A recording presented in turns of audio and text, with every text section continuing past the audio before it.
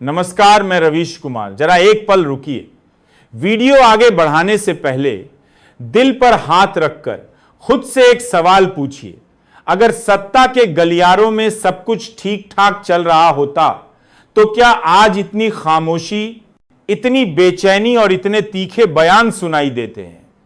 दोस्तों, आज सच्ची न्यूज पर जो कहानी हम लेकर आए हैं वह सिर्फ बिहार या दिल्ली की राजनीति की रोजमर्रा की खबर नहीं है, बल्कि यह उस सियासी तूफान की कहानी है जो अभी दूर क्षितिज पर काले बादलों की तरह दिख रहा है, लेकिन जिसकी गड़गड़ाहट सत्ता के सबसे मजबूत किलों तक सुनाई देने लगी है। यह कहानी है नाराजगी की, यह कहानी है टूटते भरोसे की, यह कहानी है उन वादों की जो चुनावी मंच पर बड़े आत्मविश्वास से किए गए थे, लेकिन अब सत्ता की कुर्सी मिलते ही फाइलों के ढेर में कहीं दबते नजर आ रहे हैं। दोस्तों, आज हम जिस मुद्दे पर बात करने वाले हैं उसे सुनकर आपके मन में भी वही सवाल उठेगा जो आज बीजेपी और एनडीए के भीतर गूंज रहा है कि क्या वाकई में सब कुछ कंट्रोल में है या फिर अंदर ही अंदर बगावत की पटकथा लिखी जा चुकी है। क्योंकि जब सरकार के अपने ही मंत्री खुलकर नाराजगी जताने लगे, जब सहयोगी दल आंख दिखाने लगे और जब मुख्यमंत्री खामोशी ओढ़ लें, तो समझ लीजिए कि राजनीति के मैदान में खेल बहुत आगे बढ़ चुका है। दोस्तों, आज की कहानी शुरू होती है जीतन राम मांझी से। वही मांझी जो कल तक एनडीए की ढाल बने खड़े थे, टीवी कैमरों के सामने सरकार का बचाव करते नहीं थकते थे, लेकिन आज वही मांझी खुलकर कह रहे हैं कि उन्हें ठगा गया है, उन्हें सिर्फ इस्तेमाल किया गया है। और दोस्तों, ये कोई हल्की बात नहीं है, क्योंकि मांझी ने सीधे सीधे अल्टीमेटम दे दिया है कि अगर उन्हें उनका वादा किया गया राज्यसभा सीट नहीं मिली तो वह मंत्री पद भी छोड़ेंगे और एनडीए से रिश्ता भी तोड़ लेंगे। दोस्तों, जरा सोचिए, एक ऐसा नेता जिसकी पार्टी की ताकत सीमित मानी जाती है, जो अपने दम पर सरकार नहीं बना सकता, वही नेता आज देश की सबसे बड़ी पार्टी को आंख दिखा रहा है। आखिर क्यों? दोस्तों, इसका जवाब छिपा है उस भरोसे में जो लोकसभा चुनाव के वक्त बनाया गया था। मांझी का साफ कहना है कि चुनाव के दौरान उनसे वादा किया गया था कि उन्हें राज्यसभा भेजा जाएगा, लेकिन अब चुनाव खत्म, सरकार बनी, मंत्रालय मिला और वादा गायब। और राजनीति में सबसे खतरनाक पल वही होता है जब नेता को यह महसूस हो जाए कि उसे सिर्फ सीढ़ी की तरह इस्तेमाल किया गया है, सम्मान नहीं दिया गया। दोस्तों, मांझी की नाराजगी यहीं खत्म नहीं होती। उन्होंने पहले भी कहा था कि उन्हें जो मंत्रालय दिया गया है वह ऐसा है जिसका काम उन्हें खुद ठीक से नहीं पता, यानी अंदर ही अंदर वह पहले से ही खुद को अपमानित महसूस कर रहे थे और अब राज्यसभा की सीट ने उस जख्म पर नमक छिड़क दिया है। दोस्तों, और यह मामला सिर्फ मांझी तक सीमित नहीं है, इसका सीधा असर नीतीश कुमार की सरकार पर पड़ता है, क्योंकि बिहार में हर एक विधायक, हर एक मंत्री इस वक्त बेहद कीमती है, खासकर तब जब बीजेपी खुद भी नीतीश कुमार पर पूरी तरह भरोसा करती नहीं दिखती। बीजेपी जानती है कि अगर नीतीश का मूड बदला, अगर उन्होंने फिर से कोई नया सियासी मोड़ लिया, तो सत्ता बचाने के लिए हर छोटे बड़े सहयोगी की जरूरत पड़ेगी। यही वजह है कि मांझी, चिराग पासवान और उपेंद्र कुशवाहा जैसे नेता अचानक बहुत अहम हो गए हैं। लेकिन दोस्तों, जब इन्हीं नेताओं को लगे कि उन्हें सिर्फ संख्या पूरी करने का औजार समझा जा रहा है, तब बगावत जन्म लेती है। और आज वही बगावत धीरे धीरे सतह पर आती दिख रही है। दोस्तों, इस पूरे खेल का सबसे दिलचस्प पहलू यह है कि ठीक इसी वक्त नीतीश कुमार दिल्ली में हैं, प्रधानमंत्री से मुलाकात की जबरें हैं, कैबिनेट विस्तार और राज्यसभा चुनाव की चर्चाएं चल रही हैं, और एसएमए मांझी का यह बयान किसी संयोग जैसा नहीं लगता, बल्कि ये एक सोची समझी चाल नजर आती है। सवाल यह उठता है कि क्या मांझी को किसी बड़े सियासी बदलाव की भनक लग चुकी है? क्या उन्हें कहीं से कोई इशारा मिला है, या फिर वह पहले से ही मोलभाव की राजनीति खेल रहे हैं ताकि आने वाले तूफान में उनकी कीमत बढ़ जाए? क्योंकि दोस्तों राजनीति में जो पहले बोलता है, जो पहले दबाव बनाता है, वही अक्सर सौदे में आगे रहता है। और यही वजह है कि एनडीए के भीतर इस वक्त एक अजीब सी खामोशी है। बीजेपी खुलकर कुछ नहीं कह रही, जेडीयू भी चुप है, और यह चुप्पी अपने आप में बहुत कुछ कहती है, क्योंकि अगर सब कुछ ठीक होता तो सफाई आ चुकी होती, बयान आ चुके होते, लेकिन यहां सिर्फ सन्नाटा है। और दोस्तों सन्नाटे में अक्सर सबसे बड़े फैसले जन्म लेते हैं। और कहानी यही नहीं रुकती, क्योंकि जीतन राम मांझी के बाद जिस नाम ने बीजेपी और नीतीश कुमार दोनों की नींद उड़ाई है, वो नाम है चिराग पासवान।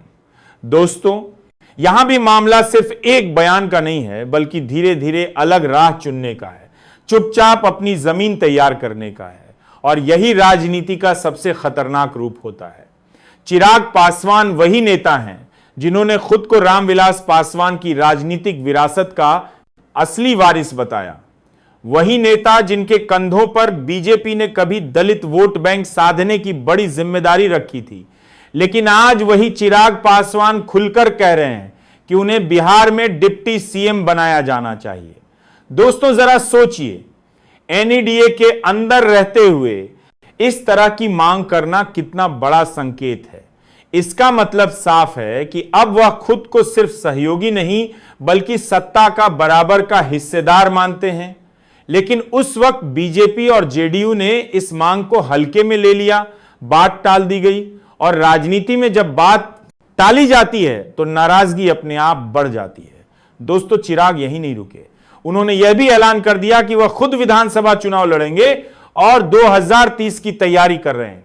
यह सिर्फ भविष्य की योजना नहीं थी, बल्कि बीजेपी के लिए एक सीधा संदेश था कि बिहार में नेतृत्व को लेकर अब वो चुप नहीं बैठने वाले। और इसी बीच एक और खबर आई जिसने हलचल और बढ़ा दी। चिराग पासवान की पार्टी एलजेपीआर ने झारखंड के नगर निकाय चुनाव में अकेले उतरने का फैसला कर लिया। दोस्तों यह फैसला ऐसे वक्त में आया है जब एनडीए को एकजुटता दिखाने की सबसे ज्यादा जरूरत है, क्योंकि झारखंड में बीजेपी पहले ही मजबूत स्थिति में नहीं मानी जाती और वहां सहयोगी का अलग होकर चुनाव लड़ना यह बताता है कि गठबंधन की डोर ढीली पड़ चुकी है। दोस्तों आपको याद होगा कि झारखंड विधानसभा चुनाव में बीजेपी ने चिराग को कितनी मुश्किल से एक सीट दी थी और उसी सीट पर उनकी पार्टी ने जीत भी दर्ज की थी। इसके बावजूद उन्हें वह सम्मान नहीं मिला जिसकी उन्हें उम्मीद थी। और राजनीति में जब उम्मीद टूटती है तो नेता नया रास्ता तलाशता है। आज चिराग वही कर रहे हैं और इन सब के बीच सबसे रहस्यमयी किरदार बने हुए हैं नीतीश कुमार, जो हमेशा की तरह खामोशी से चाले चल रहे हैं। नीतीश की राजनीति का इतिहास रहा है कि वह अपने पत्ते आखिरी वक्त से पहले नहीं खोलते, सामने वाले को भ्रम में रखते हैं और जब चाल चलते हैं तो सबको चौंका देते हैं। दोस्तों दिल्ली दौरा, प्रधानमंत्री से मुलाकात, कैबिनेट विस्तार की अटकलें और सहयोगियों की नाराजगी, इन सबके बीच नीतीश का चुप रहना बहुत कुछ कहता है, क्योंकि राजनीति में चुप्पी सबसे बड़ा बयान होती है। दोस्तों अब बड़ा सवाल यह है कि क्या ये सारी घटनाएं किसी बड़े सियासी बदलाव की तैयारी हैं? क्या एनडीए के भीतर जो दरार दिख रही है वह आने वाले वक्त में बड़ी दरार बन जाएगी, या फिर बीजेपी अपने सहयोगियों को किस तरह मना लेगी, क्योंकि सत्ता के पास साधन भी होते हैं और ताकत भी, और अक्सर आखिरी वक्त में बहुत कुछ बदल जाता है। लेकिन दोस्तों एक बात यहां सबसे अहम है और वह है भरोसा। गठबंधन सिर्फ संख्या से नहीं चलता, वह भरोसे से चलता है। और जब भरोसा टूटने लगे, जब वादों की बात खुले मंच से होने लगे, जब सहयोगी खुद को अपमानित महसूस करें, तब गठबंधन की नींव कमजोर हो जाती है। और आज एनडीए उसी दौर से गुजरता दिख रहा है। दोस्तों इस पूरी कहानी से आम जनता के लिए भी एक बड़ा सबक निकलता है कि राजनीति में कोई स्थायी दोस्त या दुश्मन नहीं होता। यहां स्थायी होती है सिर्फ सत्ता की चाह। और इसीलिए जरूरी है कि हम हर बयान, हर खामोशी और हर चाल को समझें, सवाल पूछें, आंख बंद करके भरोसा ना करें, क्योंकि लोकतंत्र तभी मजबूत होता है जब जनता जागरूक होती है। दोस्तों, आने वाला वक्त बहुत कुछ साफ करेगा।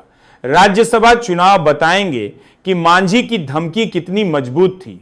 आने वाले महीनों में चिराग पासवान के कदम बताएंगे कि उनका अगला रास्ता क्या है, और नीतीश कुमार की अगली चाल यह तय करेगी कि बिहार की राजनीति किस दिशा में जाएगी।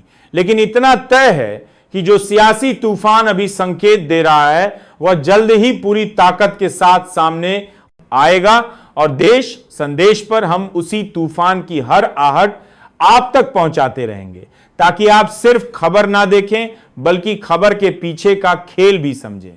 दोस्तों, अगर आपको हमारा यह विश्लेषण पसंद आया हो, अगर आपको लगा हो कि हम आपको सोचने पर मजबूर कर रहे हैं, तो वीडियो को लाइक जरूर कीजिए, शेयर कीजिए, ताकि और लोग भी सच समझ सकें।